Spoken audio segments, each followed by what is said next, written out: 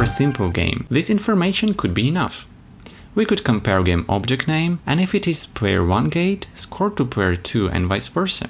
However, later if you decide to make a more interesting level, with more than one gate for each player, then it will be quite troublesome to check names of each game object. Also, if you change name of the gate game object, your game might be working, but not the way you expect, and it will be very difficult to find a mistake. So it's better to avoid direct comparison of game object names. But if we are not using names, then how can script recognize which gate was hit? For this we are going to assign unique tags to each of the gates. And later, when ball hits gate, we will compare its tag and act accordingly. Go to Unity and select player 1 gate. Now in the inspector, opposite of tags, click on this drop-down list. Select Add Tag.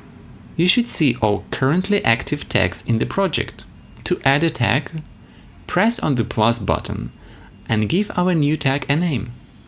I will name mine as player 1 gate tag. Select our gate again and this time choose the appropriate tag. To save newly created tag, save our project. And to save tag being applied to the gate, save the scene. Switch to MonoDevelop and find our ball script. Here we already have a method which tells us name of the object our ball has just hit. All is left is to ask name of its tag. It's super simple. To do that, we use our favorite dot operator. Add new print command. Print triggered with dot tag. Run the game and you should see the correct tag name. Now we can create as many player gates as we want and just assign the same tag for them, and we are no longer bound to the game object's name. Believe it or not, but now it's time for the assignment. It has a little twist, and I would highly encourage you to try and complete it yourself. First of all, create a tag player 2 gate tag and assign it to player 2 gate game object.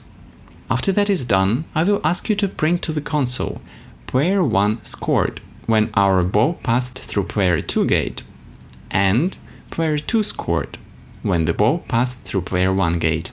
Take your time. If something is not clear, feel free to watch this lesson again. And remember that solution is very easy. So I wish you good luck and see you in the next lesson.